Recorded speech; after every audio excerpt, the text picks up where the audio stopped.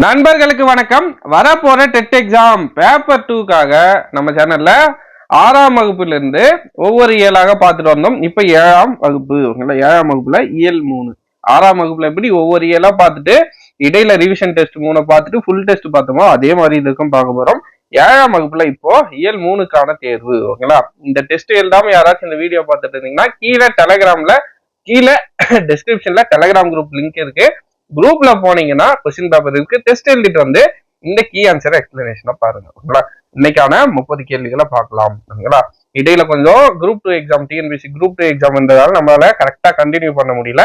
இனி வரும் நாட்கள்ல ஒரு நாள்லயே நம்ம 2 இயல் கூட பார்த்து என்ன பண்ணிடலாம், சீக்கிரமா இந்த மாசம் 15க்குள்ள என்ன பண்ணிடணும், நம்ம 8th வரலும் கம்ப்ளீட் பண்ணிட்டு அடுத்து இருக்கிற 1 மந்த்ல 9th 10th ஃபோக்கஸ் பண்ணி அதையும் நம்ம முடிச்சிடணும். ஓகேங்களா, இனி வரும் நாட்கள்ல தமிழ் மட்டும் இல்லாத ஓகேங்களா மேக்ஸுக்கும் அடுத்ததா சயின்ஸ் சோசியல் இந்த 3த்துக்குமான கிளாஸ் வரப்போகுது. ஓகேங்களா, மேக்ஸ் சயின்ஸ் சோசியல் கண்டிப்பா உங்களுக்கு ரிவிஷன் பர்பஸ்க்கு ரொம்ப ரொம்ப ரொம்ப ஹெல்ப்ஃபுல்லா இருக்கும். ஸோ டெய்லி ஃபாலோ பண்ணிட்டே வாங்க, கண்டிப்பா உங்களுக்கு யூஸ்ஃபுல்லா இருக்கும். அடுத்த 30 கேள்விகளுக்கு போயிடலாம். இன்னைக்கான 30 கேள்விகள். ஓகேங்களா, யாண்டு என்ற சொல்லிற்கான பொருள். யாண்டு அப்படின்னா என்னன்னா பொருள். ஓகேங்களா, சிறு வீடு கற்குகை எங்கே பெற்றெடுத்த வயிறு. யாண்டுனா என்னன்னா எங்கே என்பது பொருள். ஓகேங்களா, அடுத்ததா வாரணம் என்ற சொல்லுக்கான பொருள். வாரணம் அப்படின்னா என்னன்னா எல்லாருக்கும் தெரிஞ்சதுதான் யானை. ஓகேங்களா, வாரணம்னா என்ன, யானை. அடுத்த கொஸ்டின், பசும்பொன் முத்துராமலிங்க தேவரை தேசியம் காத்த செம்மல் என பாராட்டியவர் யார்? முத்துராமலிங்க தேவரை 2 பேர் பாராட்டின மாதிரி புத்தகத்துல கொடுத்திருப்பாங்க. ஒண்ணு யாருன்னா திருவிக்கா. தேசியம் காத்த செம்மல் அப்படின்னு சொன்னது திருவிக்கா. அதுவே சுத்த தியாகி தியாகி அப்படின்னு சொன்னது யாருன்னு பார்த்தோம்னா பெரியார். இந்த 2 டேட்டா ஞாபகம் வச்சுக்கோங்க. பசும்பொன் முத்துராமலிங்க தேவரை தேசியம் காத்த செம்மல் அப்படின்னு சொன்னது ஓகேங்களா யாரு, பாராட்டியவர் திருவிக்கா. அதே சுத்த தியாகி அப்படின்னு பாராட்டியவர் பெரியார். 2 டேட்டா ஞாபகம் வச்சுக்கோங்க. அடுத்ததா, கீழ்காணும் முத்துராமலிங்க தேவரின் சிறப்பு பெயர்களில் தவறானவை எவை? தவறானவை எது?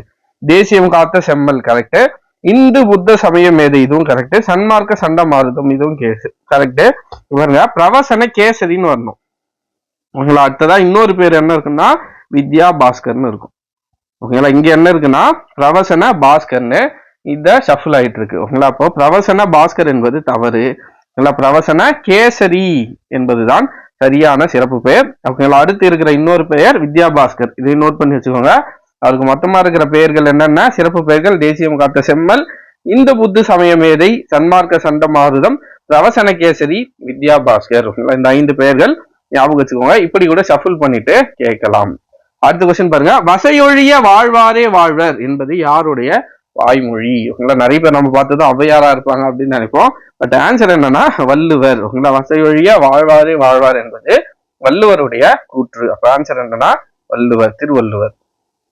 அடுத்த கொஸ்டின் பாருங்க, இந்திய அரசின் சாகித்ய அகாடமி விருது பெற்ற முதல் நூல் எது? முதல் நூல் எதுன்னு பாருங்க. ஆற்றங்கரையிலே கடற்கரையிலே தமிழ் விருந்து தமிழ் இன்பம். ஆன்சர் என்னன்னா தமிழ் இன்பம். இந்த தமிழ் இன்பம் ஓகேங்களா இந்திய அரசோட சாகித்ய அகாதமி விருது பெற்ற முதல் நூல். ஓகேங்களா, யாரு? ராபி சேதுப்பிள்ளை. ஓகேங்களா, ராபி சேதுப்பிள்ளை யாரு? ஓகேங்களா, எழுத்தாளர். ஓகேங்களா, வழக்கறிஞரா இருந்திருப்பாரு, தமிழறிஞரா இருந்திருப்பாரு. ஓகேங்களா, இவரை இன்னொரு முக்கியமான டேட்டா இவரை பத்தி நம்ம ரொம்ப தெரிஞ்சுக்க வேண்டியது என்னன்னா, சொல்லின் செல்வர் என்ற அடைமொழியால் அழைக்கப்படுபவர் யார்? சொல்லின் சொல்லின் செல்வர் என்று அழைக்கப்படுபவர், சிறப்பு பெயரால் அழைக்கப்படுபவர் யார் அப்படின்னு கேட்டாலும் ஆன்சர் யாரு? ராபி சேதுப்பிள்ளை. உங்களை நல்லா ஞாபகம் வச்சுக்கோங்க. ராபி சேதுப்பிள்ளை எழுத்தாளர், வழக்கறிஞர், தமிழறிஞர். ஓகேங்களா, இவரோட சிறப்பு பெயர் என்னன்னா சொல்லின் செல்வர். அவர் எழுதின ஒரு கப்பல் ஓட்டிய தமிழன். ஓகேங்களா, வஉசி பத்தின ஒரு கதை கொடுத்திருப்பாங்க.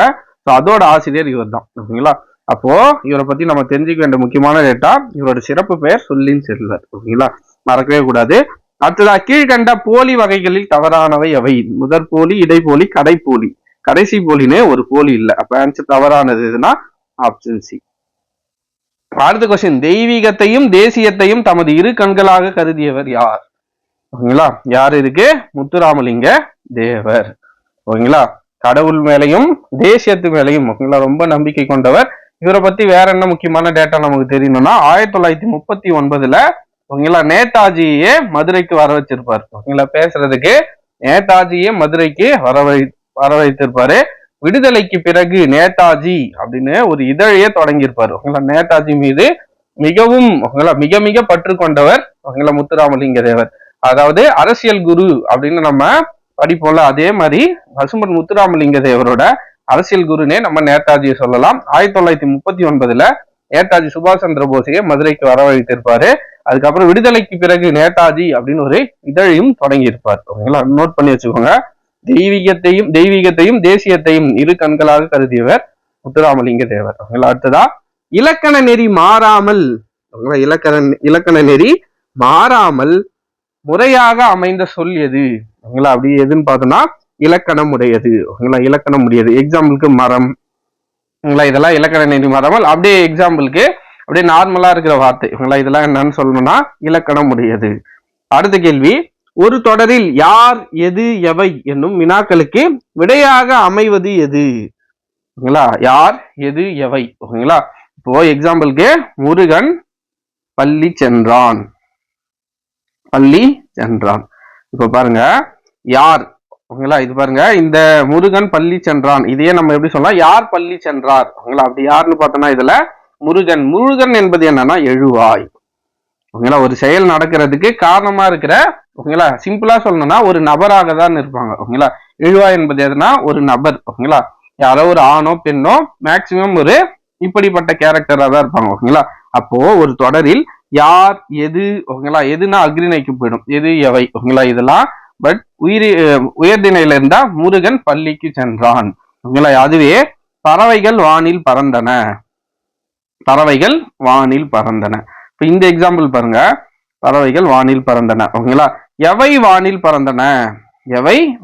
பறந்தன. இந்த கொஸ்டினுக்கு ஆன்சர் என்ன வரும் பாருங்க, எவை வானில் பறந்தன, பறவைகள் வானில் பறந்தன. அப்ப இந்த பறவைகள் என்பது என்னன்னா இந்த சொற்றொடர்ல இதுதான் எழுவாய். ஒரு செயல் தொடங்குறதுக்கு, ஓகேங்களா, ஒரு காரணமான ஒரு கேரக்டர் தான் என்னன்னா எழுவாய். அப்போ ஒரு தொடரில் யார் எது எவை, ஓகேங்களா, இதற்கு வினாக்களுக்கு விடையாக அமைவது எதுனா எழுவாய். ஓகேங்களா, ஆன்சர் எழுவாய் என்பதே சரியான விடை.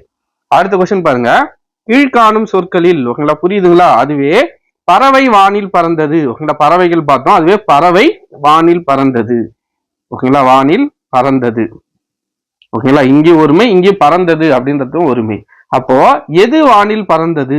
ஓகேங்களா, உங்களுக்கு ஒரு எக்ஸாம்பிளுக்கு சொல்றேன், வானில் பறந்தது. ஓகேங்களா, பாருங்க, பறந்தது. எது வானில் பறந்தது? பறவை. அப்ப பறவை என்பது என்னன்னா ஒரு எழுவாய்.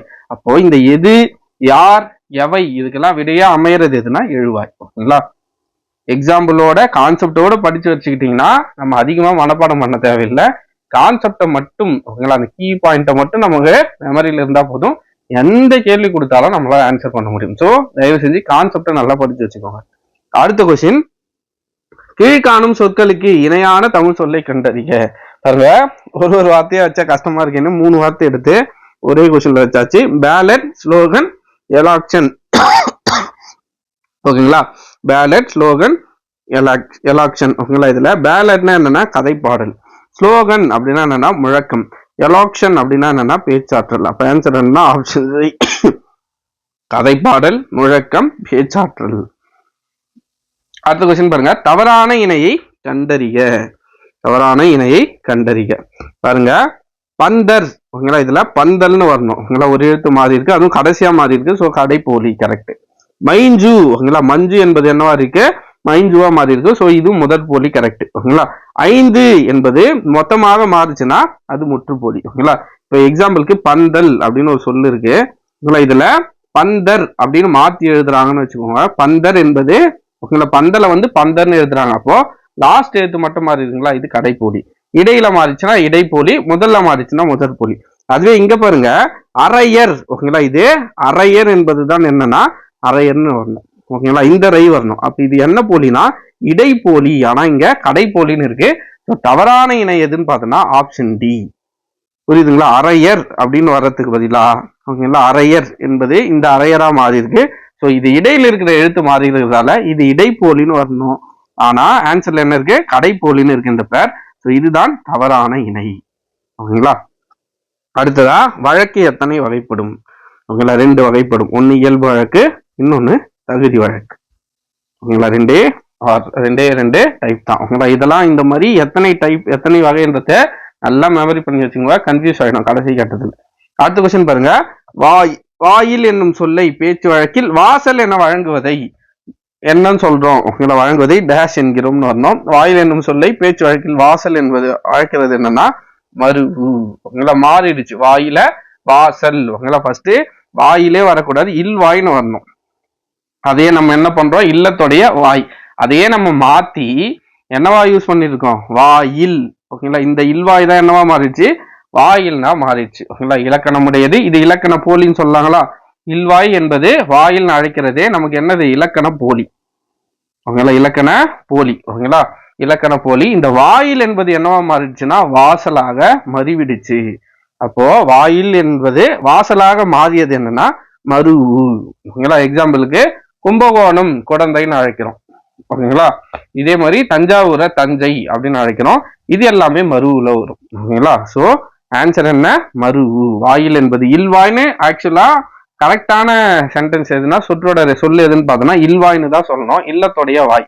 ஓகேங்களா, நம்ம என்ன பண்றோம்? மாத்தி வாயில் அப்படின்னு மாத்துறோம். ஓகேங்களா, இந்த வாயிலையும் நம்ம என்ன பண்றோம்? இன்னும் மருவி வாசலாக மாறிவிட்டது. ஓகேங்களா, அப்ப வாயில் என்னும் சொல்லை பேச்சு வழக்கில் வாசல் என வழங்குவதை மருவு என்கிறோம். ஓகேங்களா, அடுத்த கொஸ்டின். கும்பகோணம் என்னும் ஊர்பெயரின் மருவு என்ன? இப்பதான் சொன்னோம் கும்பகோணம்னா குடந்தை. ஓகேங்களா, அடுத்த கொஸ்டின். கால் கழுவி வந்தான் இச்சொற்றொடர் எந்த தகுதி வழக்கை சார்ந்தது? ஓகேங்களா, இப்போ நார்மலா வெளிப்படையா சொல்ல முடியாத சில விஷயங்களை கால் கழுவி வந்தான், ஒன்றுக்கு போய் வந்தான். ஓகேங்களா, இந்த மாதிரி வெளிப்படையா சொல்ல முடியாத விஷயங்களை என்ன சொல்லுவோம்னா இடக்கரடாக்கள். ஓகேங்களா, அதுவே மங்களம் அப்படின்னா ஒரு கெட்ட ஒரு விஷயத்த. ஓகேங்களா, எக்ஸாம்பிளுக்கு இறந்துட்டாங்க அப்படின்றத இயற்கை எழுதினார் அப்படின்னு யூஸ் பண்றோம். ஓகேங்களா, இயற்கை எழுதினார். இப்போ கரண்ட்ல இதை யூஸ் பண்றோங்களா? எழுதினார். அடுத்ததா கருப்பு ஆடு. கருப்பு ஆடை என்னன்னு சொல்லிட்டு இருக்கோம்? வெள்ளாடுன்னு யூஸ் பண்றோம். கருப்பு ஆடை வெள்ளாடுன்னு யூஸ் பண்றோம். அடுத்ததா வேற என்னன்னா விளக்கை அணை. ஓகேங்களா, அது என்னன்னா விளக்கை குளிரவை. ஓகேங்களா, இந்த மாதிரி ஓகேங்களா மங்களம் இல்லாத விஷயத்த ஓகேங்களா விளக்கை அணை. விளக்கை அணைன்னு சொல்றதுக்கு பதிலா என்னன்னு சொல்லிட்டு இருக்கிறோம்? விளக்கை குளிரவை. இந்த மாதிரி மங்களம் இல்லாத ஒரு விஷயத்த மங்களமாக மாற்றி சொல்வது என்னன்னு பார்த்தோம்னா இந்த மங்களம். ஓகேங்களா, வேற கூட சொல்லலாம் ஓலை, திருமுகம். ஓகேங்களா, இதெல்லாம் என்னன்னா மங்களம் இல்லாத விஷயத்த மங்களமா மாத்தி சொல்றது மங்களம். குழு உக்குறினா ஒரு குறிப்பிட்ட ஒரு கீவேர்டு, ஒரு ப்ரொஃபஷன் செய்யறாங்கன்னா அவங்களுக்கு மட்டும் புரியுற மாதிரியான சில வார்த்தைகள் இருக்கும். பொன்னை பரியனல். ஓகேங்களா, இதெல்லாம் என்னன்னா பொற்கொள்ளர் யூஸ் பண்ணுவது. ஓகேங்களா, அவங்க அந்த ப்ரொஃபஷன்ல அவங்க யூஸ் பண்ற ஒரு கீவேர்டு. அதுதான் என்னன்னா குழு உக்கரி. ஓகேங்களா, இப்போ இதுல கால் கழுவி வந்தான் இச்சொடர் எந்த தகுதி வழக்கை சார்ந்தது? எதுனா இடக்கரடாக்கள். ஓகேங்களா, வெளிப்படையா சொல்ல முடியாத சில விஷயத்தை ஒன்றுக்கு போய் வந்தான், கால் கழுவி வந்தான், குழந்தை வெளியே போய்விட்டது, இந்த மாதிரி அதாவது வெளிப்படையா சில விஷயங்களை சொல்ல முடியாத இந்த மாதிரி சொல்றது இடக்கரடாக்கள். ஓகேங்களா, அடுத்த கொஸ்டின் பாருங்க. நம்ம இப்பதான் பார்த்தோம் கருப்பாடு என்பதை வெள்ளாடு என குறிப்பிடுவது எந்த வகை? எது? மங்களம். கருப்பு ஆடை தான் நம்ம என்னன்னு சொல்லிட்டு இருக்கோம் இப்ப வரைக்கும்? வெள்ளாடுன்னு சொல்லிட்டு இருக்கோம். இது மங்களம். சொல்லின் செல்வர் என்னும் சிறப்பு பெயரால் போற்றப்படுபவர் யார்? நம்ம இப்பதான் பார்த்தோம். சொல்லின் செல்வர் என போற்றப்படுபவர் தாப்பி சேது பிள்ளை. அடுத்த கொஸ்டின். மெய்யறிவு மெய்யறம் யாருடைய நூல்கள்? யாருடைய நூல்கள்? வஉசி. வாவு சிதம்பரனாருடைய நூல்கள் தான் என்ன? மெய்யறிவு மெய்யறம். ரெண்டு சிறு நூல்களை எழுதியிருப்பார். அடுத்த கொஸ்டின். சிதம்பரனாரின் பிரசங்கத்தையும் பாரதியாரின் பாட்டையும் கேட்டால் செத்த பிணம் உயிர் பெற்று எழும், புரட்சி ஓங்கும், அடிமைப்பட்ட நாடு 5 நிமிடங்களில் விடுதலை பெறும். இவை யாருடைய கூற்று? ஓகேங்களா, ஒரு ஜட்ஜு சொல்லியிருப்பார். யாருன்னா பின்ஹே அப்படின்ற ஜட்ஜு சொல்லியிருப்பாரு. சிதம்பரனாரோட பிரசங்கத்தையும் பாரதியாரோட பாட்டை கேட்டா செத்த பிணமே உயிரோடு வந்துரும்பா. ஓகேங்களா, புரட்சி ஓங்கும், அடிமைப்பட்ட நாடு 5 நிமிடங்களில் விடுதலை பெறும் அப்படின்னு. ஓகேங்களா, இவ்வளவு நம்ம ரொம்ப புகழ்ந்து வஉசியை சொல்றோம். ஆனால் அவருடைய கடைசி கட்ட நிலைமை ரொம்ப மோசமாகத்தான் இருந்தது. ஓகேங்களா, ஒரு நாள் எனக்கு ரொம்ப ஆசை என்னன்னா வஉசியை பத்தி வெளிப்படையா எல்லாருக்கும் நிறைய விஷயத்த சொல்லணும்னு ஆசை. முடிஞ்சா அதுக்கு தனியா ஒரு வீடியோவே போடுறேன். ஓகேங்களா, கடைசி காலத்துல எவ்வளவு கஷ்டப்பட்டார் ஓகேங்களா அப்படின்ற விஷயங்கள் ரொம்பவே நம்மளால ஏத்துக்கவே முடியாது. இப்படி எல்லாம் ஒரு மனுஷனுக்கு நடந்திருக்குமா அப்படின்ற மாதிரி நிறைய விஷயங்கள் நடந்திருக்கும். ஓகேங்களா, அதெல்லாம் நம்ம ஒரு வீடியோல தனியாவே பார்க்கலாம். ஓகேங்களா, முடிஞ்ச அளவுக்கு நானே சீக்கிரமா போட ட்ரை பண்றேன். ஓகேங்களா, அடுத்த கொஸ்டின். சுதந்திரம் என்பது பிறப்புரிமை. ஓகேங்களா, சுதந்திரம் என்பது பிறப்புரிமை, அதை அடைந்தே தீருவேன். இது யாருடைய கூற்று? பாலகங்காதர திலகர். ஓகேங்களா, சுதந்திரம் எனது பிறப்புரிமை, அதை நான் அடைந்தே தீர்வேன் அப்படின்னு சொல்லியிருப்பாரு. இன்னொரு விஷயம் நம்ம தெரிஞ்சுக்கணும், ஓகேங்களா, மகாராஷ்டிரா அதாவது மும்பைல வாய்ப்பூட்டு சட்டம் அப்படின்னு பால கங்காதர திலகருக்கு போட்டிருப்பாங்க. அதே மாதிரி தமிழ்நாட்டுல முத்துராமலிங்க தேவருக்கு போட்டிருப்பாங்க. ஓகேங்களா, முத்துராமலிங்க தேவருக்கும் அதே மாதிரி வாய்ப்பூட்டு சட்டம் அங்க எப்படி மராட்டியத்துல மும்பைல பாலகங்காதர திலகருக்கு போட்டாங்களோ, ஓகேங்களா, அதே மாதிரி தமிழ்நாட்டுல வாய்ப்பூட்டு சட்டம் போடப்பட்டது யாருக்காகனா முத்துராமலிங்க தேவருக்காக. ஓகேங்களா, அவரை பத்தி சொல்லணும்னா இன்னும் நம்ம சொல்லிட்டே போலாம். ஓகேங்களா, அவருடைய 31 ஊர்கள், ஓகேங்களா, 31 ஊர் நிலத்தை, ஓகேங்களா, ஏழை எளிய மக்களுக்கு பகிர்ந்தே கொடுத்துட்டாரு. ஓகேங்களா, அவ்வளவு நிலம் இருந்துச்சு, எல்லாத்தையும் ஏழை மக்களுக்காக கொடுத்துட்டாரு. ஓகேங்களா, அடுத்த கேள்விக்கு போயிடலாம். வ.உ.சி. கோவை சிறையிலும் கண்ணனூர் சிறையிலும் எத்தனை ஆண்டுகள் கொடும்படி செய்தார்? ஓகேங்களா, நிறைய சிறையில இருந்திருப்பாரு. அதுல முக்கியமா அவரு கோவை சிறையிலையும், ஓகேங்களா, கண்ணனூர் சிறையிலும் 6 வருடங்கள் இருந்திருப்பார். 6 வருடங்கள் இருந்திருப்பார். முத்துராமலிங்கரின் பேச்சு சிங்கத்தின் முழக்கம் போல இருந்தது அப்படின்னு யார் புகழ்ந்திருப்பாங்கன்னா அண்ணா. இவரோட பேச்சு சிங்கத்தோட முழக்கம் போல இருந்தது அப்படின்னு சொல்லியிருப்பாங்க. இன்னும் நிறைய பேரு இவரோட பேச்சை பத்தி சொல்லியிருப்பாங்க. ஓகேங்களா, அடுத்த கொஸ்டின், முத்துராமலிங்க தேவர் நடத்திய இதழின் பெயர் என்ன? நம்ம தான் பார்த்தோம், நேதாஜியின் மீது கொண்ட பற்றின் காரணமாக நேதாஜி அப்படின்னு ஒரு இதழையை நடத்தினார். அடுத்த கொஸ்டின், கீழ்காணும் கூற்றுகளில் தவறானது எது? முத்துராமலிங்க தேவர் நேதாஜி சுபாஷ் சந்திர போஸுடன் நெருங்கிய தொடர்பு கொண்டிருந்தார். நம்ம முன்னாடியே பார்த்தோம், இவருக்காக நேதாஜியே மதுரைக்கு வந்தார். 1939ல 1939ல மதுரைக்கு வந்தார் அப்படின்னு பார்த்தோம்னா, சோ நெருங்கிய தொடர்பு கொண்டிருந்தார்னா ஆமாம், ஃபர்ஸ்ட் ஸ்டேட்மெண்ட் கரெக்ட். ரெண்டாவது பாருங்க, நேதாஜி முத்துராமலிங்க தேவரின் அழைப்பை ஏற்று 1939ஆம் ஆண்டு திருச்சிக்கு வருகை தந்தார். பாருங்க, திருச்சிக்கு வருகை தந்தார்னு இருக்கு. எங்க வந்தார்? ஆக்சுவலா அவரு மதுரைக்கு வந்திருப்பார். மதுரைக்கு வருகை தந்தார். முத்துராமலிங்க தேவர் நேதாஜி என்னும் மாத இதழில, ஓகேங்களா, இது மாத இதழ் இல்லை. அப்போ மூன்றாவது ஸ்டேட்மெண்ட்டும் தவறு. அப்போ முதல் ஸ்டேட்மெண்ட் மட்டும் தான் கரெக்ட். இதுல தவறானது எதுன்னு பார்த்தோம்னா கூற்று 2, 3 தவறு. ஓகேங்களா, அவர் மதுரைக்கு வரல, அவர் நடத்தினது மாத இதழும் அல்ல. அப்ப ஆன்சர் என்னன்னு பார்த்தோம்னா கூற்று 2, 3 தவறு. அடுத்த கொஸ்டின், வீரபாண்டிய கட்டபொம்மு கதை பாடல் யார் தொகுத்த நூல்? யார் தொகுத்த நூல்? வானமாமலை அவர் தொகுத்த நூல். அடுத்த கொஸ்டின், கீழ்காணும் கூற்றுகளில் சரியானது எது? நம்ம யாண்டு அப்படின்னு அதற்கான சொற்பொருள் பார்த்தோம்ல, அவங்க எழுதின பாடல். காவற்பெண்டு சங்ககால பெண்பார் புலவர்களுள் ஒருவர். First statement correct. சோழ மன்னன் போறவை கோப்பெரு நற்கிள்ளியின் செவிலி தாயாக விளங்கியவர். ஆமாம், ரெண்டாவது ஸ்டேட்மெண்ட்டும் கரெக்ட். இவர் பாடிய 2 பாடல் இருக்கு. இவங்க பாடின ஒரே பாடல் தான் புறநானூறுல இடம்பெற்றிருக்கு.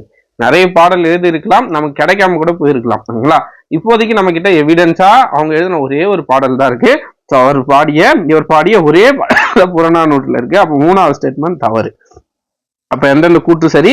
கூற்று 1, 2 மட்டும் சரி, 3வது தவறு. அடுத்த கொஸ்டின், முத்துராமலிங்க தேவர் முதலில் உரையாற்றிய ஊர் எது? ஓகேங்களா, சாயல்குடி அப்படின்ற ஊர்ல ஒரு 3 மணி நேரம் பேசியிருப்பார். ஓகேங்களா, 3 மணி நேரம் என்ன பண்ணிருப்பாரு? பேசியிருப்பார். ஓகேங்களா, சாயல்குடி. ஆன்சர் என்னன்னா சாயல்குடி.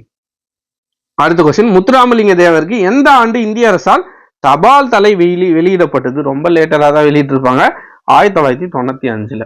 ஓகேங்களா, அடுத்த கொஸ்டின் பாருங்க, கடைசி கொஸ்டின் 30வது கொஸ்டின், கீழ்காணும் கூற்றுகளில் தவறானது எது? ஓகேங்களா, நிறைய நண்பர்கள் டெஸ்ட் பேட்ச் கேட்டதால திரும்பவும் கூட நம்ம டெஸ்ட் சீரிஸ் போட்டிருக்கோம். விருப்பம் உள்ள நண்பர்கள் நாளைக்கு டெஸ்ட் ஸ்டார்ட் ஆகுது, ஜாயின் பண்ணிக்கலாம். ஓகேங்களா, குருபீடம் 2.0 சுதேசி 2.0 அப்படின்னு 2 டெஸ்ட் சீரிஸ் ஸ்டார்ட் பண்ணிருக்கோம். ஒண்ணுத்துல ஓகேங்களா தமிழ் இங்கிலீஷ் ரெண்டுத்துக்கும் காமன்.